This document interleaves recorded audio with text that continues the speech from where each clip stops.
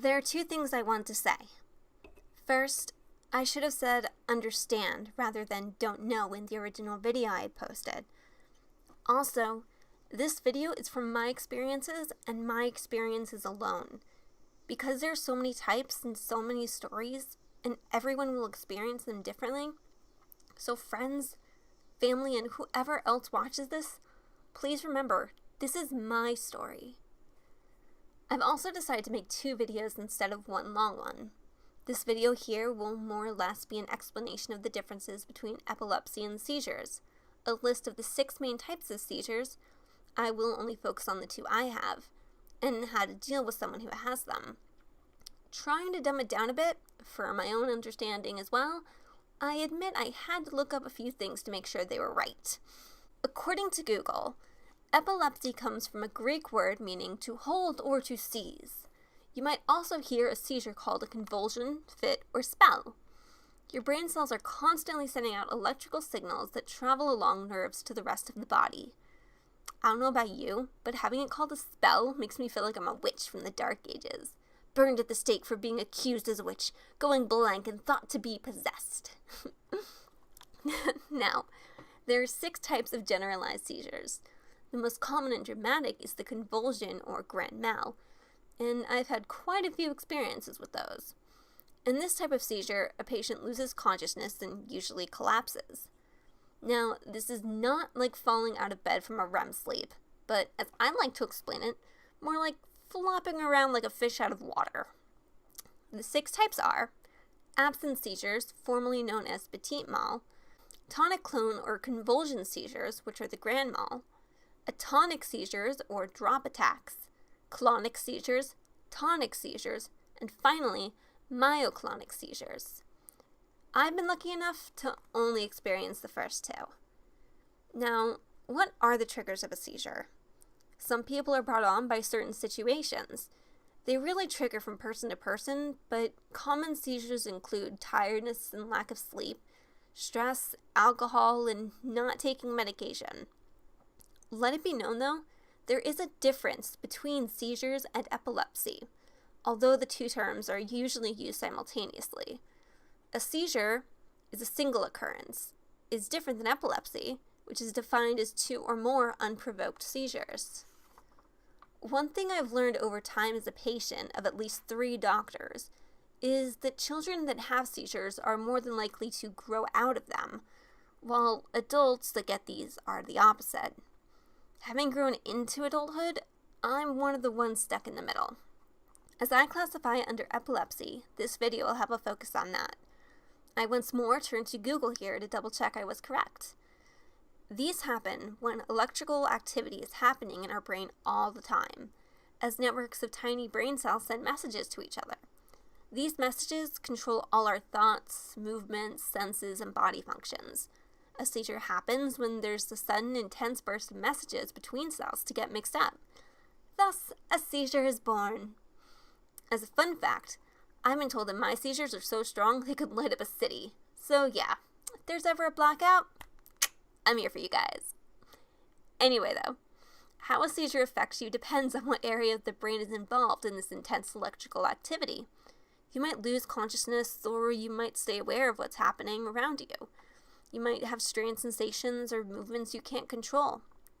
Or you might go stiff, fall to the floor, and shake.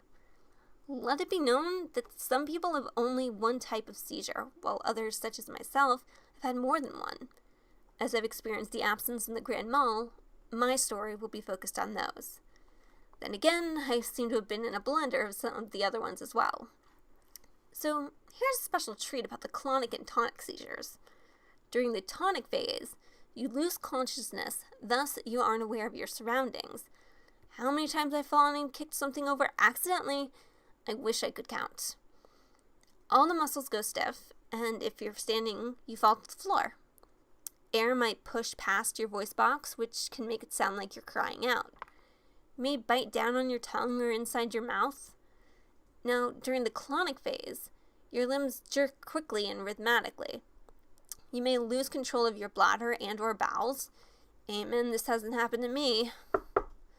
Your breathing may be affected, causing a blue tinge around your mouth. Most of my friends, however, have only experienced me having absence seizures, so I'd like to go into those. Now, if you're having an absence seizure, you stop what you're doing and black out for a few seconds. You might appear to be daydreaming or switching off, and so many people won't even notice. Your eyelids might flutter, and you might have sudden jerking movements in your body or limbs. In longer absences, you might have some brief, repeated actions. You won't know this is happening around you, and can't be brought out of it. So yes, Dad, when I'm on the phone talking about blue kittens, it isn't intentional. Anyway, some people have hundreds of absences a day. Sometimes, in my case at least, I'm not even aware of them happening. People often have them in clusters or several, one after the other, and are often worse than when they wake up or are drifting off to sleep. Typical absence seizures, as I said, usually start in childhood or early adulthood. In my case, sometimes I have a strange feeling of the electronics going on around my brain. I can feel them moving, but I'm not in a seizure. What that falls under, who knows, but it is not a comfortable feeling, especially when talking with someone and you start to give like an unpleasant face. There's also a question I received a while back from my best friend's niece, and perhaps a larger question than people even think about. What do you do when someone is having a seizure episode? Now, I can answer this question very easily. If someone falls to the ground, try to catch them. And if you aren't able to and they start spazzing out, make sure you have a place for them to rest, because slamming your head against the floor or on a dirt road roughly is not comfortable. If there isn't a pillow or anything soft around, use your lap. Anything to cushion a blow. Even if you don't know the person, please make sure at least their head is safe. Trust me, I know I'd be grateful for your help or protection. You may not be able to stop a seizure, but you can try and give someone at least a bit of comfort, even if it's just talking to them about the weather or singing a happy song. Give the person any sort of help to calm them down. If someone is spazzing out, there's no reason to call an ambulance unless it's required, such as they're actually bleeding or an actual problem because they can't do anything to stop it. Also, please be patient if someone asks you, huh, or what? Don't jump to the fact that they weren't listening to you, which I've had experience with. Just ask if they had a seizure. Ask what the last thing they remember hearing was and just start over from there. It wasn't intentional, so please don't take it personally. Some people don't want to share that they have seizures. Some people, unlike myself, aren't as open, just like any other disease. Some people want to keep it private, and that's understandable. And to those that do, that's okay. If you don't want to share, if you don't want others to know that you have something, that's fine. I'm making this video so people can understand and you can know that it's all right. Understand, we don't want to receive special treatment. At least, I don't. Yes, we have limitations such as not being able to drive, which is one of my biggest pet peeves with epilepsy, as anyone who knows me can tell you from the many times I've complained. Plus, it's hard to live on your own for some people like me. Any freedom we get, we strive for. To those of you that do, and to those of you that don't understand, there are things we can't do alone. There are times when we do feel helpless. There are times when I, more often than not, feel like a burden on those that I love because of how much I depend on them. And I'm sure others feel that way too. But I want everyone to know this, and I want everyone to hear this. Yes, there are other ways to help get rid of seizures. But those require, in my personal opinion, something I'd rather not give, because then I'd wonder. I'd always have the memory, never knowing if I could stay and fight it out, rather than giving in to a magnet above my heart or a chip in my brain.